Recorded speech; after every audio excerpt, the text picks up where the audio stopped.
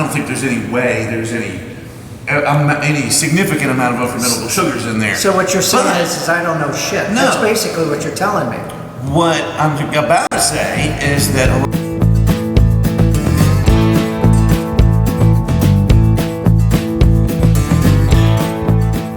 Coming to you almost live from the Beer Whiskey Studios high atop Barley's Tap Room on Washington Street in downtown Greenville, South Carolina. I'm Russ Heaps, and welcome to this episode of Big John in 5. That's where I get my good buddy here, Big John Richards, who is our beer whisperer at Beer to Whiskey. He picks one of the beers from Barley's 72 or so taps, 50, 60 bottles and cans. We sniff it, we sip it, we kibitz about it, we taste it, we suck it in, we do the whole 9 yards. on and on. On and on, whatever, however. I'm a little stressed. Anyway. It's been a morning. It's been a morning. I'm a little stressed. We're a little behind, and that's all I have to say about that. Yeah. So anyway, John, I gave you the best introduction that I could possibly. Did I even say your name? Yes. I did. Okay. See, I don't. Yes, I remember tipping my Oh yeah, proverbially tip of the cap. the tip of the cap. Okay. So, John, with Because that, it wasn't a real tip of the cap. with the that. So we're drinking beer. Okay. Thank God. Right. Hop Get right started. in. Shut me up. Hop right in there. Shut my ass up. I'm going to get a producer in here one day. Yeah. When we get it big time. Right. Big time. So we're drinking Allagash Belgian Stout called North Sky. This was the first year I remember seeing it, but I couldn't tell if it was, a brand new product or not. But we've seen it around town a bit this year, so it's out in the market. But it's really good. It's a Belgian Stout, which doesn't have a real categorization in BJCP or in Brew Association. It's kind of an amalgamation. Basically, what we always used to say was that a Belgian Stout was an American Stout that uses a Belgian yeast strain. It could be almost anything at this point. So, Allagash went on and on about how beautiful the night sky is. They did tell us it was 7.5%, so I at least got that much going for me. All right. It is dark. It is dark. So, and it's with a Belgian Stout, everything that's ever tried to be classified as a Belgian Stout is usually a little softer, a little smoother, and a little sweeter than your typical American Stout would be, and they usually stay far away from, like American hop additions. Right. So you're really filling the flavor profile with chocolate and with caramel and with coffee. Although even that, most of these are fairly bitter in any discernible way. And this one, we actually had on at my place out in Simpsonville, and I fell right in love with it, but I can't sit here and tell you exactly what it tastes like anymore. So I don't have a preview for you until we get started. All right. Well, But that's what Belgian Stout kind of professes to be. So let's give this guy a taste. Let's see what we think. I think Russ has had this one before. I but have not. Texas Missile. Yeah, we're in Russ's wheelhouse on this one. Exactly.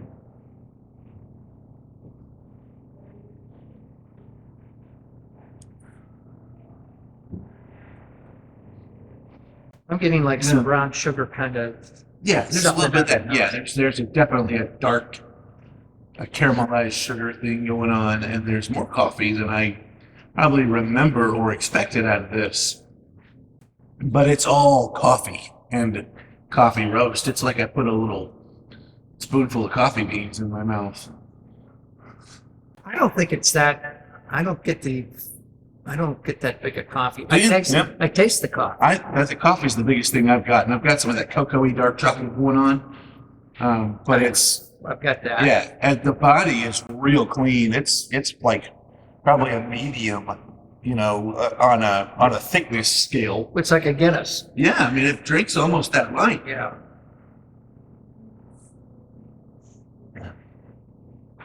We're getting some pretty nice lacing on that already.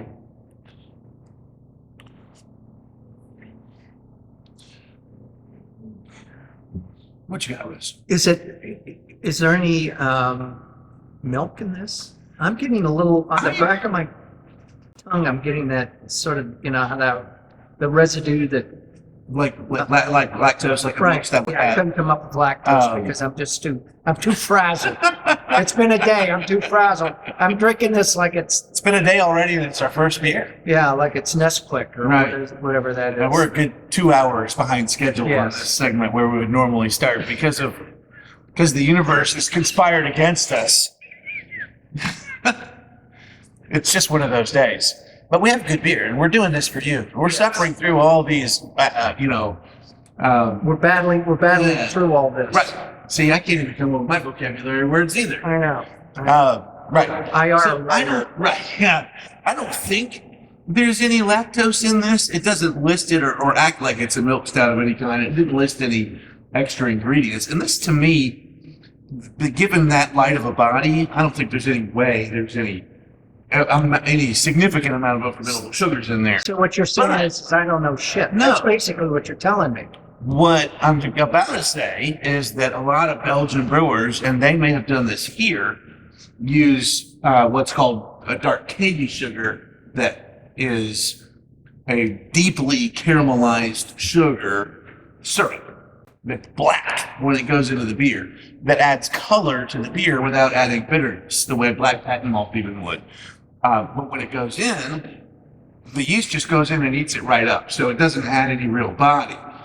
But it may be giving you that, there may be some amount of unfermented sugar in there that's giving you that sense of lactose, the sweetness in the, It's more mouthfeel. Idea. It's more of a mouthfeel Yeah. for me. But, and I keep drinking it just because I need to drink something. It's been a hell of a morning. It's been a morning. I got here an hour late because I got a new washing machine, which is a great idea. I got here an hour and a half, good hour and a half late. 2 hours. 2 hours. He forgets. I have this little Right. Fitbit watchy thing right here. Well, they were supposed to come at 10 o'clock and didn't get there till 12:30 after they called me and told me they were on the way. So I'm standing around the house fuming.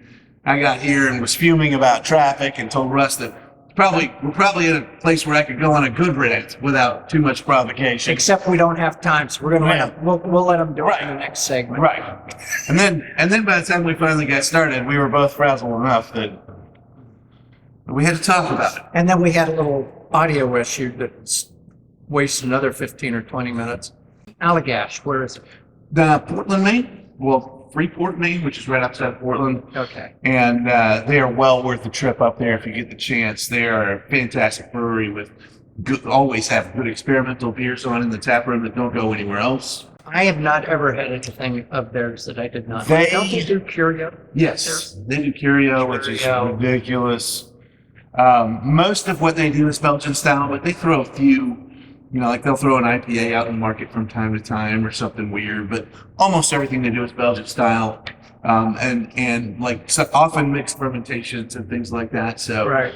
they are one of the best, if not the best, Belgian style brewer in the United States.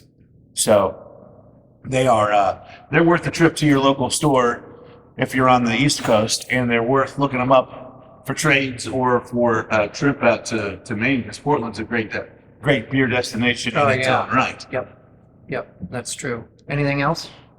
I think we've done enough damage here, Russ. Well, Here's to it. so damn lucky. See you next time.